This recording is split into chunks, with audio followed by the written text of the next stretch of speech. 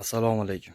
Hurmatli YouTube kuzatuvchilarimiz, Lemonchilik Akademiyasi YouTube kanalimiz aziz obunachilari. Bugungi sanamiz 16-iyul 2026-yil hafta kuniga payshanba. Biz Xorazm viloyati Xivadamiz.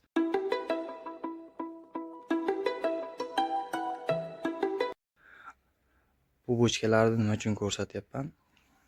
Birozdan so'ng bu haqda to'liqroq sizlarga ma'lumot berib ketmoqchiman. Hozir sizlarga, hurmatli dehqon akalar, bir ikkita foydali ma'lumotlar beraman va lifehack deydimi, o'rganib olsak o'zimizga bir foydasi tegadigan narsalarni ko'rsatmoqchiman. Demak, boshladik. Videolarimiz yoqsa like bosib, kommentariyada o'zingizni fikringizni qoldirib ketasiz. Bizni kuzatishda davom etinglar. Xo'p, dehqon akalar, mana shu yaqinroq kadrda ko'rsatgan narsam, ya'ni bu termiz vazifasini bajaruvchi salafallarni mana shunday holatda yig'ib qo'ygan. Ya'ni hozir kun issiq paytida yig'ib qo'yilgan. Buni ko'rsatishdan maqsad dehqon akalar, xo'p, o'zimizning xo'jaliklarda ham shu 2 sotik bo'ladimi, 4 sotik bo'ladimi yo katta gektarlar bo'ladimi? Hozir bu narsani kuzatib, bir narsani o'ylab qoldim. Demak, bu foydali narsa. Bilamiz, qish kelgandan keyin sovuq kunlar qanchalik tez kelib qoladi, buni hech kim bilmay qoladi. Ya'ni termiz qilgan paytimizda ko'pchiligimiz o'sha sovuq kunlarda o'tkazib qo'yib, qilib qo'yadigan dehqon akalarimiz ham bor. Aynan bu narsa mana shu sovuq kunlarida, ya'ni sovuq keladigan paytida oddiy mana shu aylantiradigan g'altaklarini aylantirib tushirib qo'ysak bo'ladigan narsa ekan. Demak, buni qilib qo'ygandan keyin qalin salafallardan tayyorlab qo'yamiz. O'sha turbaga bu o'ralgan, turbada turar ekan va sovuq kunlar kelgan paytida mana bu g'altaklar mana shu g'altaklar orqali tushirib qo'yamiz. Bu ham mana shu termizni tez va qulay, ya'ni bir kishi bir pasda qilib qo'yadigan narsa bo'lar ekan. Bu ham shu bilib olsak, o'zimiz uyda qo'llasak bo'ladigan narsa ekan. Shuning uchun sizlarga ko'rsatib ketyapman. Albatta, bu videolarimiz sizlarga manfaatli bo'ladigan bo'lsa, biz ham shu ozgina qilgan mehnatlarimizni baholab ketinglar. Xo'p, keyingi lifehack, ya'ni biladigan narsamiz bu mana. Bu nima bu? Bu mana bu sentranni hozir o'sha boshida ko'rsatgan bochkalarimizdan kelgan. Ya'ni bochkadan kelib turib, oddiy mana shu kran qilib, mana kranlar qilib, shlankalar mana turibdi. Bu dori sepish uchun qilingan narsa ekan. Demak, dehqon akalar, biz ham xuddi shunday qilib qo'ysak bo'lar ekan. Ya'ni uyimizda o'sha kichkina sotik bo'lsa ham mana bunday bochkalardan qo'yib qo'yamiz va motordan foydalansak bo'ladi. Ya'ni shu kachirni o'rniga oddiy shu hozir suv nasoslari chiqib ketgan, mana shulardan foydalanib olsak qulay ekan. Demak, bu yarim gektar bo'lgani uchun mana boshida mana shu yerda turibdi. Ya'ni bu mana shu ikkita arkamizga yetar ekan. Ikkita arkamizga yetar ekan va ikkita arkadan keyin mana bu yerda yana bor mana shlanglari turibdi. Yaqinroq kadrdan ko'rsataman. Mana shlanglar turibdi. Bunda ham mana krani bor. Ya'ni birinchi o'sha bitta ikkitalik arkani sepadigan paytimizda bularning krani o'chiq turadi va davleniya shu ikkita nimaga bemalol yetadi.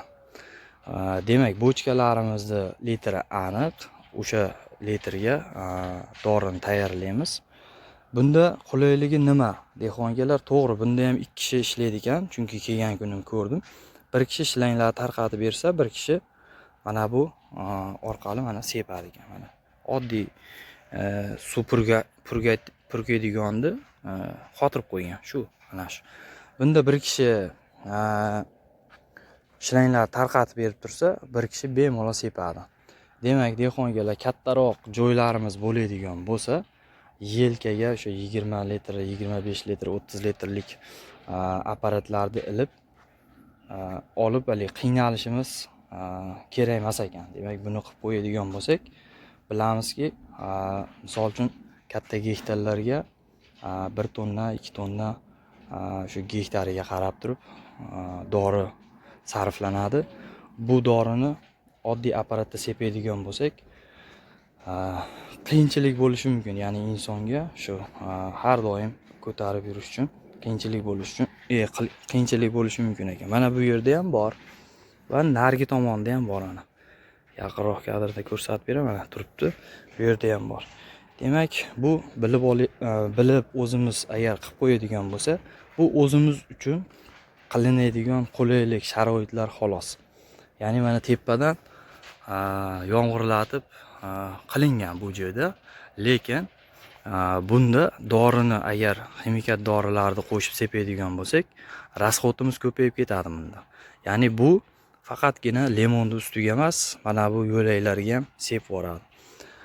Va bu joyda bu osilgan yomg'irlatib sistemalarimiz ko'p bo'lgani uchun doridan biz ko'proq foydalanib qo'yamiz. Ya'ni sarf oshib ketib qoladi. Lekin mana bu holatda bo'ladigan bo'lsa, tashqarida ko'rsatgan o'sha bochkalarim, ya'ni shu bochkalarni tonnasi aniq 1 tonna yoki 2 tonnalik yoki undan katta bochkalar bor.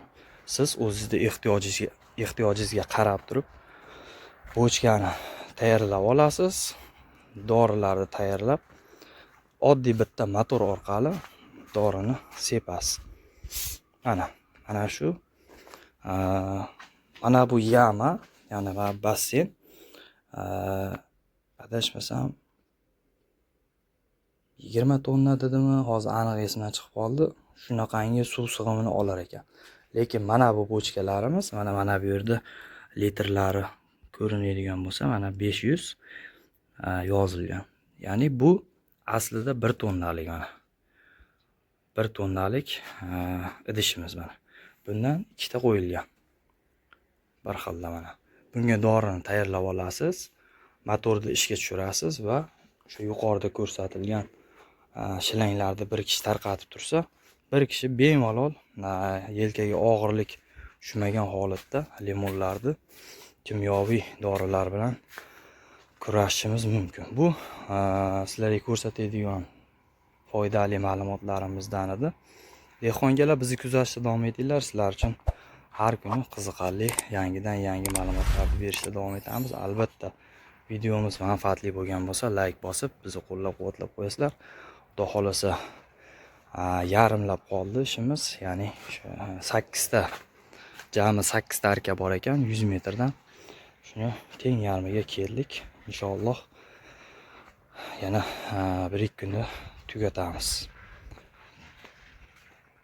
Zelion obreskalarni qilyapmiz. Shoxlari chiqarib, Xudo xolasa tomoniga endi tushamiz. Narigi tomonlari bo'ldi. Xudo xolasa tomonlardan narigi tomondan kelyapmiz. Shu ertalab tomonga salqin tushgani uchun narigi tomondan boshladik. Xudo xolasa yarmiga keldik. Sog' bo'linglar dehqonlar. Bizni kuzatishda davom etinglar. Kimda qanaqangi fikr, taklif bo'ladigan bo'lsa, kommentarda kutib qolaman.